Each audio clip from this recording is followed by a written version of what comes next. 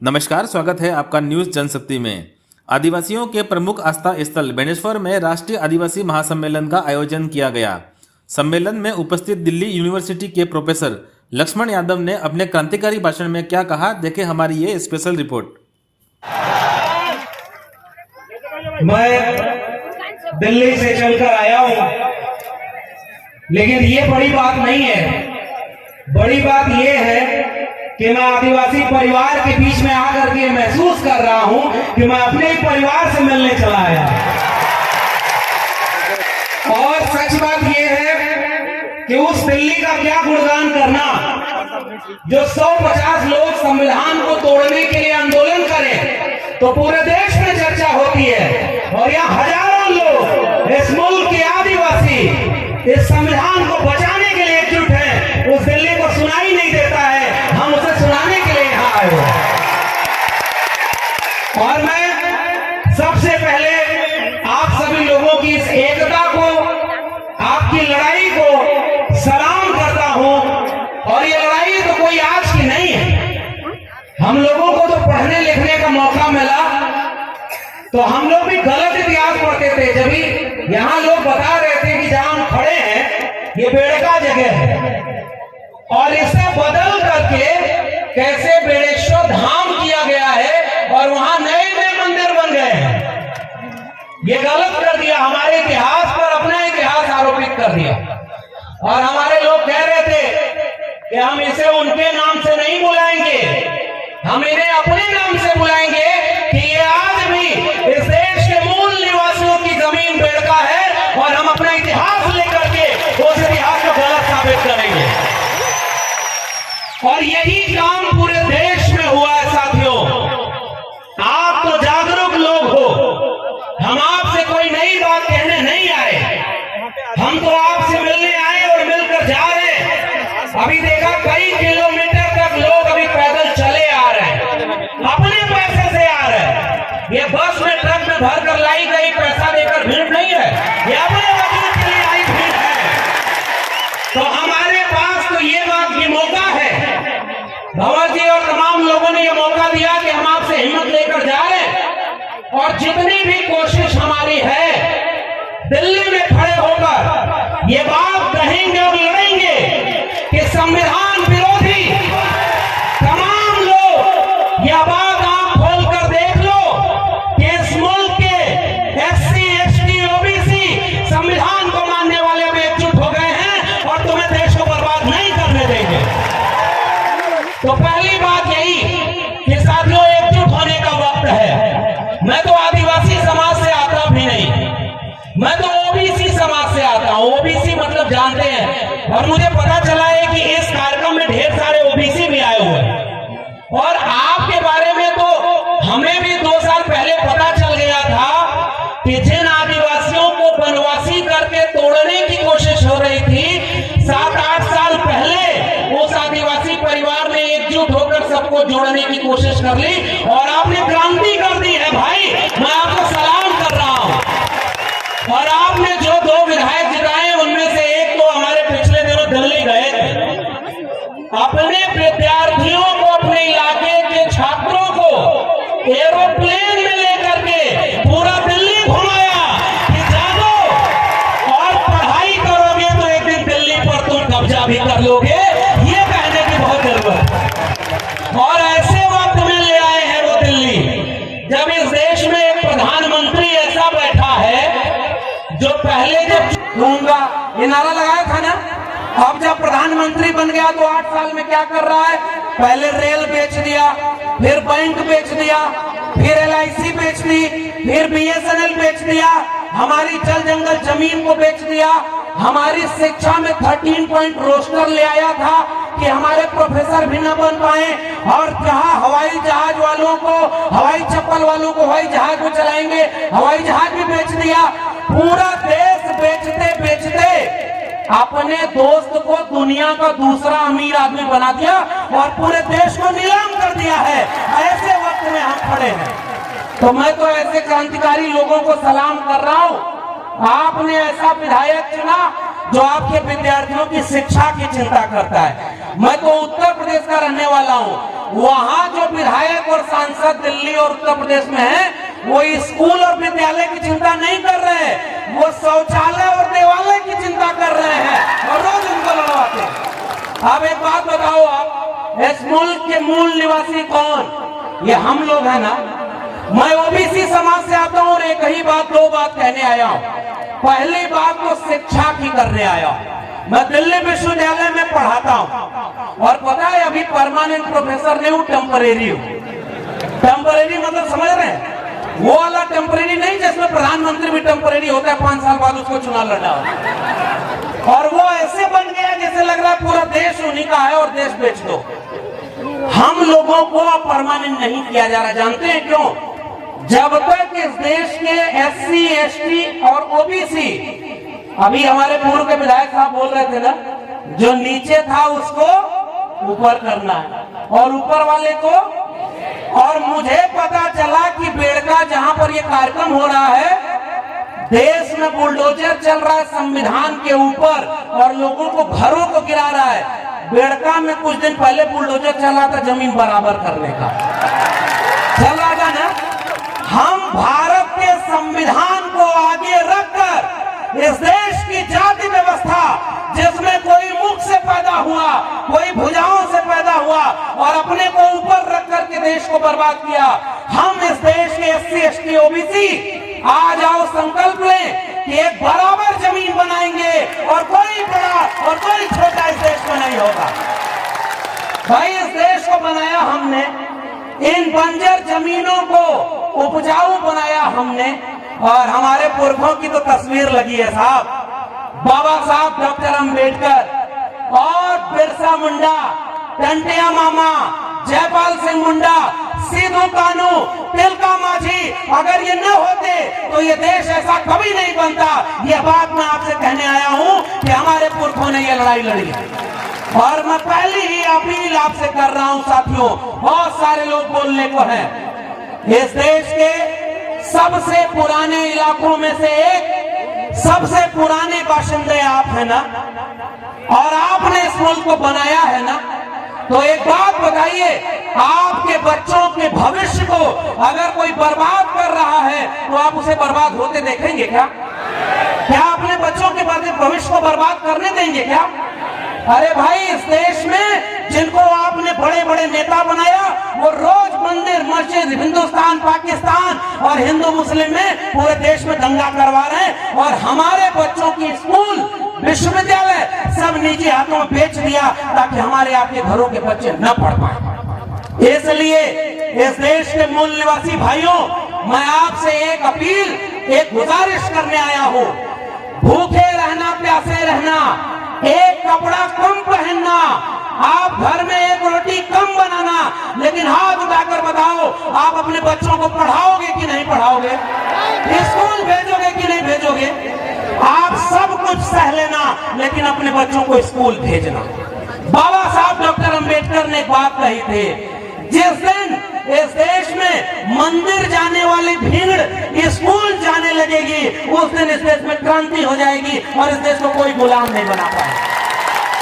तो जो विधायक ने अभी 25, 30, 50 बच्चों को दिल्ली लेकर के दिखाया कि ये दिल्ली है जहां से पूरा देश चलता है, तुम्हें पढ़ लिख करके DM, SP, doctor, engineer, professor और जज बनना है। एक बात बताओ इस देश के आदिवासी लोगों, सुप्रीम कोर्ट में कितने जज आपके हैं पता है? 0 है। आपके हाई कोर्ट में कितने जज हैं? आपके प्रोफेसर कितने हैं? सब 0 हैं लगभग। और सारा कब्जा किसने किया है? 5% लोगों ने इस देश के 90% जगह, जमीन, प्रोफेसर, डॉक्टर, इंजीनियर सब पर कब्जा किया है। क्या हम लोग गुलाम हैं क्या? हमारे पुरखों ने लड़ाई लड़के इस मुल्क की मिट्टी को बचाया है ना। मुझे याद आता है बिरसा मुंडा का वो गुलाम, जब उन्होंने कहा था कि हमारी जल जंगल जमीन पर हमारा हक है और जितने बाहर से आए हैं, चाहे वो अंग्रेज हो, चाहे वो यहाँ के सामंती जमींदार हो, वो सब टिकू हैं और इन टिकुओं के खिलाफ हम उलगुलान करते हैं और अपने मूल निवासियों के हक के लिए लड़ेंगे। बिरसा मुंडा ने क्या इसीलिए लड़ाई लड़ी थी कि आज 75 साल बाद इस मुल्क के सुप्रीम कोर्ट में आपके जज ही ना हो। आप, मैं दिल्ली विश्वविद्यालय से आया हूं भाई, और आपसे कहने आया हूं कि आपके प्रोफेसर वहां नहीं है। 92 कॉलेज दिल्ली यूनिवर्सिटी के हैं, उसमें से एक भी कॉलेज का प्रिंसिपल कोई आदिवासी नहीं है। ये किसका देश है भाई? न जज हमारे, न वकील हमारे, न डॉक्टर हमारे, न इंजीनियर हमारे, और रोज ये कहते हैं हिंदू मुस्लिम के खिलाफ लड़ाने के लिए। अरे हमारे पुरखों को जब मौका मिला, सिद्धू कान्हू तिलका मांझी को, बिरसा मुंडा, जयपाल मुंडा को, अंग्रेजों के खिलाफ भी बगावत की थी। आज वो लोग शासन कर रहे हैं जो अंग्रेजों से माफी मांगते थे। पहचाने कि नहीं? अंग्रेजों से माफी मांगते थे ना। अंग्रेजों से जो राजा महाराजाओं के इतिहास पढ़ा जाता है, और हमारे यहाँ खड़ी गम कहते हैं, मूंछ पर राजस्थान को ताव देते हुए कहते हैं कि राजपूताना शान है। अरे भाई, तुम्हारी तलवार को जंग लग गया था क्या जब इस देश को सब गुलाम बना रहे थे? और आज तुम झूठा इतिहास पढ़ाते हो केवल राजपूताना और किस बात का? अगर इस देश के मूल निवासी न होते तो यह भारत हमेशा गुलाम बना रहता। हमने लड़ करके इस मुल्क को आजाद बनाया, और इसलिए मैं आपसे केवल गुजारिश कर रहा हूं, एक तो ये बात मान कर चलो। आप बताओ, आपके सरकारी स्कूल बर्बाद हो गए कि बचे? बर्बाद हो गए कि नहीं? आपके सरकारी स्कूल में मास्टर जितने होने चाहिए उतने हैं क्या? वहां बिल्डिंग है क्या? वहां पानी शौचालय है क्या? ये स्कूल बर्बाद कर दिया। पढ़ाई खत्म। जब पढ़ाई खत्म हो जाएगी तो बिरसा मुंडा को पढ़ेगा कौन? सिद्धू कान्हू को पढ़ेगा कौन?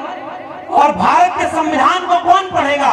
और जब आपके बच्चे पढ़ेंगे नहीं ना, तो कल को बेड़का धाम को कोई बड़ेश्वर धाम बना देगा और हम आप कुछ नहीं कर पाएंगे। शिक्षा अगर नहीं मिली तो हमारी पीढ़ियां गुलाम पैदा होंगी। इसलिए इस राजस्थान के लोगों, इस भारत के मूल निवासी लोगों, इस देश के दलित पिछड़े आदिवासी लोगों, एक संकल्प लो कि चाहे कुछ भी हो जाए, हम अपने इसको घर के लड़के और लड़कियों दोनों को स्कूल भेजेंगे और पढ़ाई करेंगे ताकि आने वाली पीढ़ी गुलाम न पैदा हो। और दूसरी अपील करके आपसे विदा लूंगा। वो दूसरी अपील केवल इतनी है कि एक चीज, डॉक्टर अंबेडकर को हम क्यों मानते हैं? अभी एक गाना बज रहा था, आनंद राय साहब बैठे हुए हैं। हम लोग बहुत पहले इनको सुनते थे कि भाई मध्य प्रदेश में कोई घोटाला हुआ, वहां वो विसल ब्लोअर हैं, जान जोखिम में लेकर के लड़ाई लड़े, और पता चला जो घोटाला करते रहा वो अमीर बनते रहा, देश को बेचते रहा, और हमारे लोगों का हक खत्म हो गया ना। इसलिए दूसरी और आखिरी अपील, हम बाबा साहब को क्यों मानते हैं? क्योंकि उन्होंने भारत का संविधान दिया। बिरसा मुंडा के बाद अगर हम सबसे ज्यादा पढ़ने लिखने वाले, मैं तो ओबीसी समाज से आता हूं, लेकिन मैं तो सीना ठोक के कहता हूं, अगर बिरसा मुंडा और जयपाल सिंह मुंडा न होते, संविधान सभा में जयपाल सिंह मुंडा खड़े होकर न बोले होते कि हम सिंधु घाटी सभ्यता के वारिस हैं, हम इस देश के मूल निवासी हैं और इसकी जल जंगल जमीन पर पहला हक हमारा है, तब ये भारत भारत न बनता। इसलिए जो संविधान बना, बाबा साहब अंबेडकर, ज्योतिबा फूले और साहू जी महाराज से लेकर के बिरसा मुंडा, जयपाल मुंडा, सबने मिलकर एक ऐसा भारत बनाया, एक ऐसा संविधान बनाया जिससे हम सब बराबर हैं। हम सब बराबर है ना।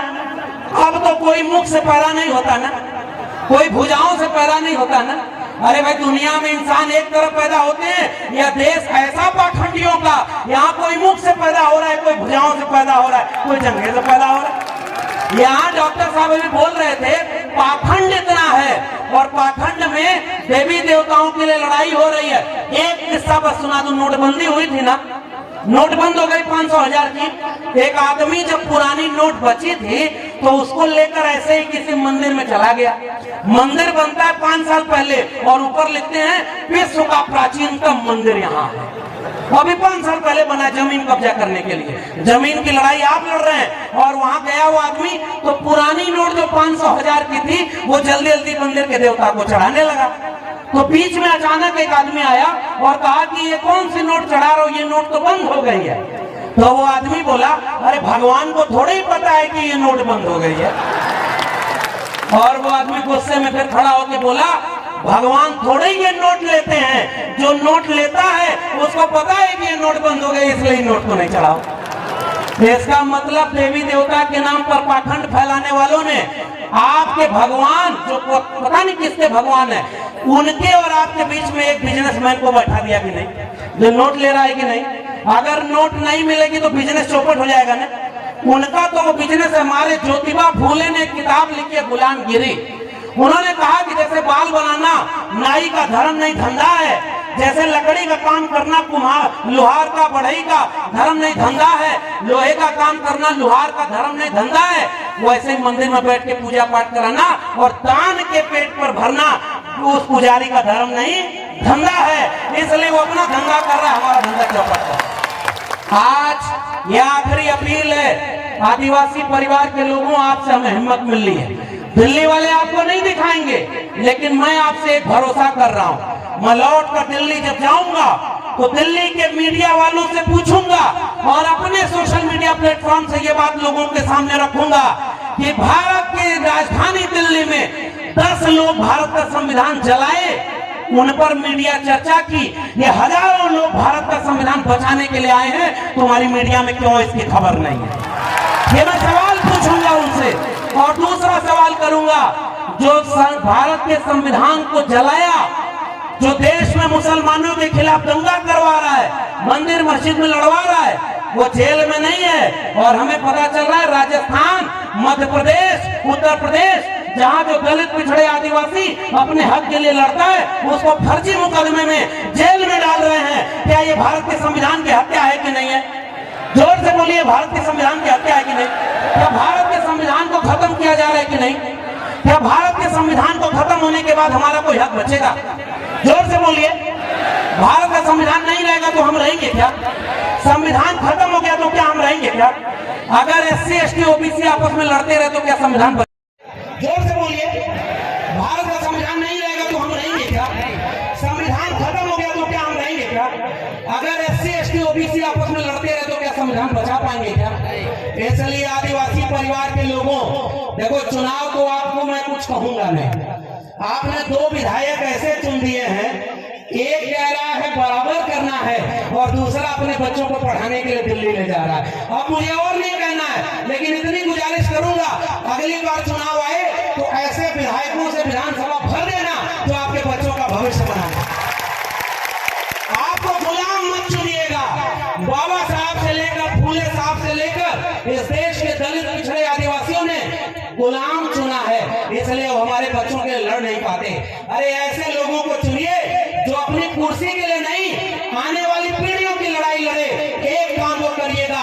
और दूसरी अपील, जब भी जरूरत पड़े, इस देश में OBC समाज से आता हूं और OBC समाज के लोग जहां भी होंगे, मैं उनसे एक बात कह रहा हूं, प्रकृति पूजा हम भी करते हैं।